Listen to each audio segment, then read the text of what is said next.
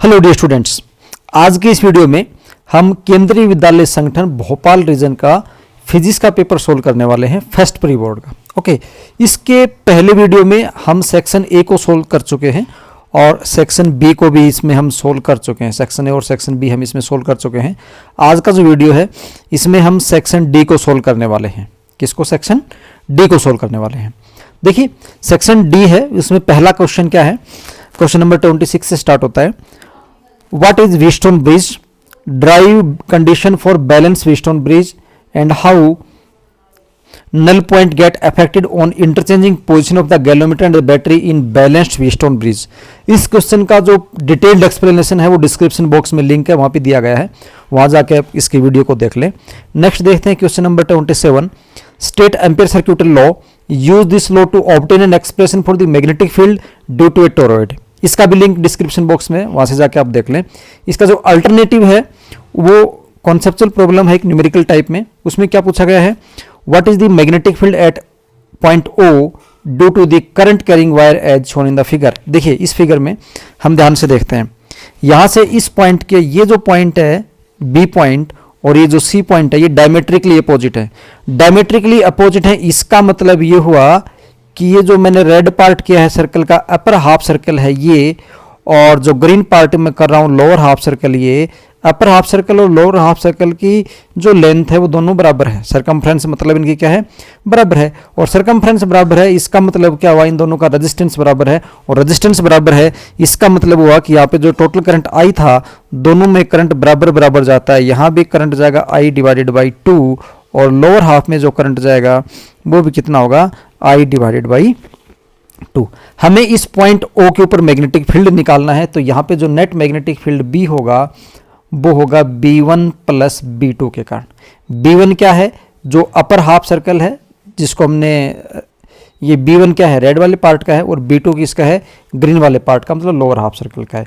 अब आप upper half circle के कारण देखेंगे, B1 अगर आप यहाँ से कैलकुलेट करेंगे तो वो किसके कारण आ जाएगा? देखो, B का फॉर्मूला आपके पास हो जाएगा mu naught I divided by 4R, क्योंकि पूरे सर्कल के सेंटर के ऊपर होता है mu naught I divided by 2R। Half है तो mu naught I by 4R। और क्योंकि यहाँ पे जो करंट की डायरेक्शन है, ये जो आप डायरेक्शन देख रहे हो करंट की डायरेक्शन, ये जो डायरेक्शन ऑफ करंट है ये क्लॉकवाइज डायरेक्शन है, तो क्लॉकवाइज है तो राइट हैंड थंब को क्लॉकवाइज हम करेंगे तो हमारा जो थंब है वो जाएगा डाउनवर्ड, तो यहाँ पे इसके कारण फील्ड हो जाएगा इनटू द पेज। ओके, इसको हम पॉजिटिव ले लेते हैं।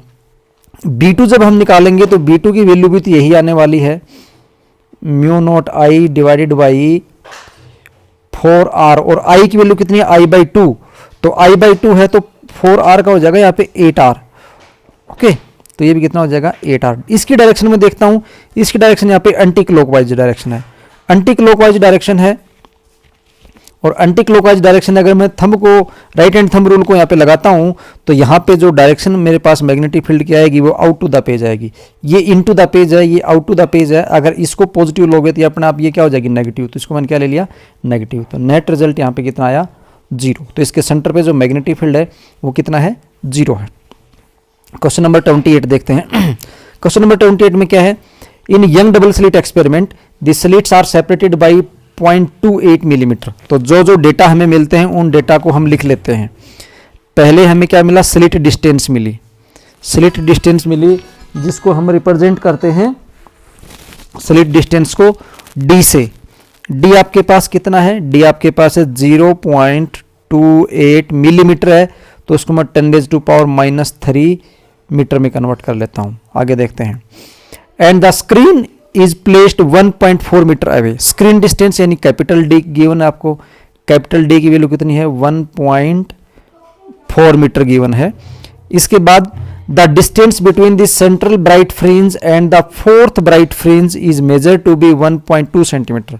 मतलब ये फ्रिंज डिस्टेंस दे रखी है, जो सेंट्रल ब्राइट फ्रिंज बनते हैं वहां से लेके और आपके पास जो पहली ब्राइट फ्रिंज बनेगी उसके बीच की डिस्टेंस है, मतलब ये x है, जिसको फ्रिंज डिस्टेंस हम बोलते हैं, वो आपके पास गिवन है 1.2 सेंटीमीटर। तो मीटर में कर लेंगे तो -2 मीटर बन गए। नेक्स्ट क्या है? Determine the wavelength of the light used in this experiment. हमें लाइट की वेवलेंथ निकालनी है। क्या फाइंड आउट करना है? हमें फाइंड आउट करना है कि लेमडा बराबर क्या होगा। कैसे निकालेंगे? देखिए, लेमडा निकालना है, x गिवन है, d गिवन है और ये गिवन है, तो यहाँ पे सिंपल फॉर्मूला है x is equal to n lambda d divided by d। ये फॉर्मूला आपके पास होता है। n क्या है, नंबर है, हम यहाँ से लैम्डा निकालना है यहाँ से, तो लैम्डा आपके पास क्या हो जाएगा, X D divided by X D divided by N into D हो गया ना। और यहाँ से आपके पास x की वैल्यू भी गिवन है, डी एन डी सभी गिवन है, वैल्यूज पुट करके आप कैलकुलेशन कर लेंगे यहाँ से। ओके, तो मैं सोचता हूँ कि एग्जैक्ट कैलकुलेशन करके दिखाना यहाँ पे कोई ज़रूरी नहीं है, टाइम खराब करना कोई ज़रूरी नहीं है, इसमें कैलकुलेशन आप कर लेंगे। नेक्स्ट देखते हैं, इसमें नेक्स्ट ऑप्शन क्या दे रखा है, और में ray of light from the luminous object are brought to at a point O. इस डायग्राम में देखो, इस ओ पॉइंट के ऊपर लाइट रेज फोकस की जाती हैं। A convex lens of focal length 20 centimetre is now placed at a distance of 20 centimetre from O. यहाँ से लेकर मतलब यहाँ से लेकर यहाँ तक की जो डिस्टेंस है ये कितनी है, 20 सेंटीमीटर है। यहाँ से लेके यहाँ तक ये 20 सेंटीमीटर पे रखा गया, और इसका जो फोकस था, इसका क्या, इसका जो फोकस था एफ, वो कितना था, 20 सेंटीमीटर था। So as to intercept the rays before they meet at O, मतलब ओ पे मिलने से पहले हमें क्या कर दिया, ये यहाँ पे ये लेंस रख दिया, तो इस लेंस ने क्या किया, इन रेज को कन्वर्ज कर दिया इस पॉइंट के ऊपर। ओके, ओ डैश पॉइंट पे कन्वर्ज कर दिया।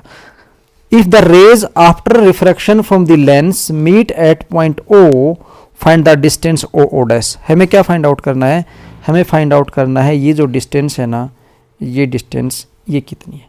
तो देखो इसको कैसे फाइंड आउट कर सकते हैं, यहाँ से लेकर यहाँ तक की डिस्टेंस मुझे पता है। अगर मुझे ये डिस्टेंस पता चल जाए सी से लेके ओ डैश के बीच की, तो इजीली हम ये डिस्टेंस फाइंड आउट कर देंगे कि नहीं कर देंगे, है ना। बिल्कुल, तो देखिए कैसे करेंगे। यहाँ से आप ये देखोगे कि ये जो ओ है ना, ये वर्चुअल ऑब्जेक्ट है। कैसा ऑब्जेक्ट है ये, वर्चुअल ऑब्जेक्ट है। तो हम क्या लिखेंगे, ओ इज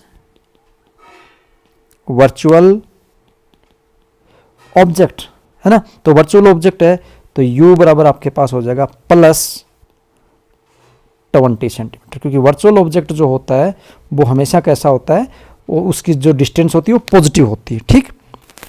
ओके, और इसमें क्या है, ये आपके पास हुआ, और आपके पास दे रखा है फोकस दे रखा है, f बराबर कितना दे रखा है 20। कॉन्वेक्स है तो कॉन्वेक्स का फोकस कैसा होता है, पॉजिटिव होता है।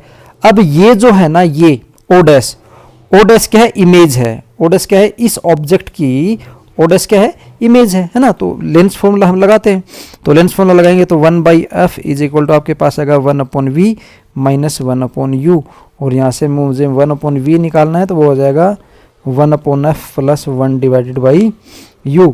वैल्यूज हम यहाँ पे पुट कर देते हैं तो वैल्यूज पुट करेंगे तो 1/v is equal to 1/f कितना है 20 plus 1/20 that is equal to 2/20 that is equal to 1 divided by 10, और यहाँ से v इज इक्वल टू आपके पास कितना आया, 10 आया। v की वैल्यू कितनी आई, 10। मतलब यहाँ से लेके यहाँ तक ये जो डिस्टेंस थी ये कितनी आएगी, 10।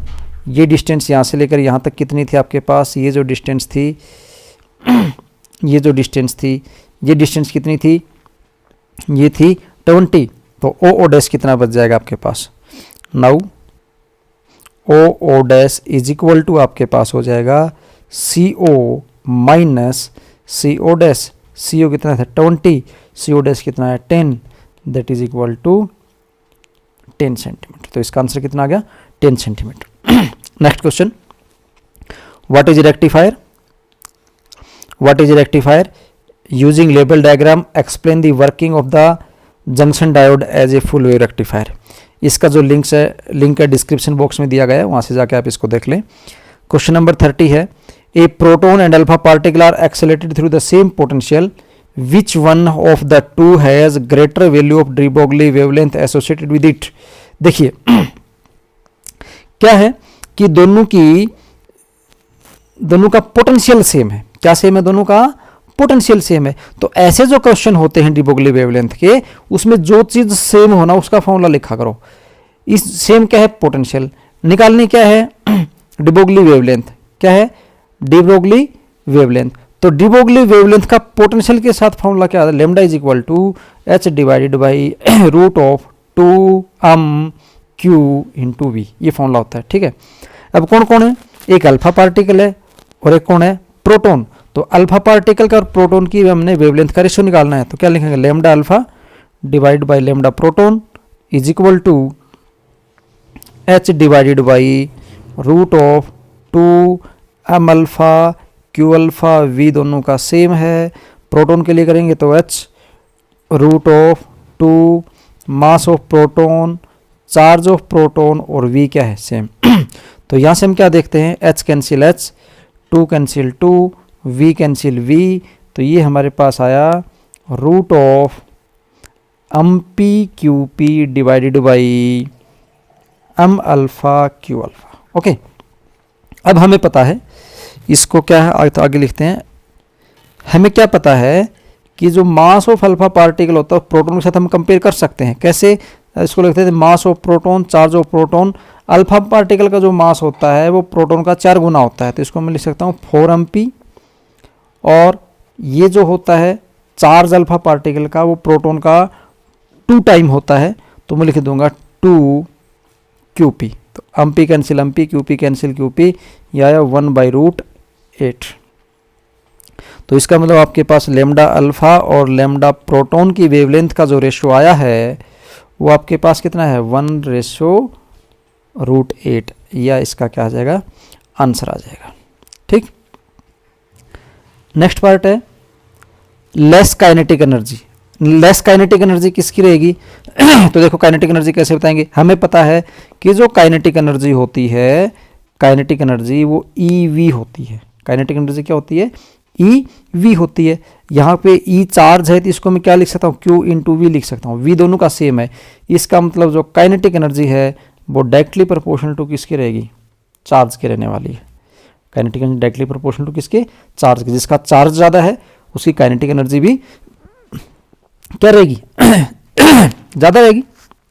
जिसका चार्ज ज़्यादा उसकी काइनेटिक एनर्जी भी ज़्यादा।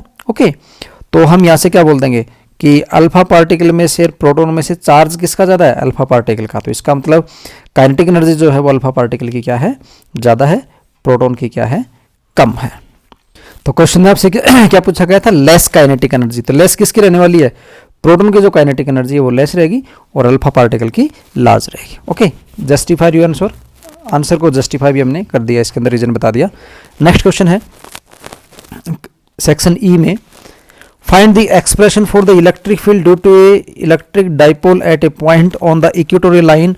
Would the electric field be necessarily zero at the point where the electric potential is zero, give an example to illustrate your answer. और इसमें से एक बार मैं सारे क्वेश्चन देख लेता हूँ क्या क्या क्वेश्चन है। ये सारे क्वेश्चन देखने से मुझे पता लग रहा है ये जो है ना सारे थ्योरेटिकल क्वेश्चन हैं। ये जितने भी क्वेश्चन, ये 2 क्वेश्चन है, ये सारे क्या हैं, ये थ्योरेटिकल क्वेश्चन है। तो ये जो थ्योरेटिकल क्वेश्चन है इनके जो लिंक हैं वो आपको डिस्क्रिप्शन बॉक्स में दिए गए हैं। लिंक को क्लिक करके आप इनको अच्छे से समझ सकते हैं।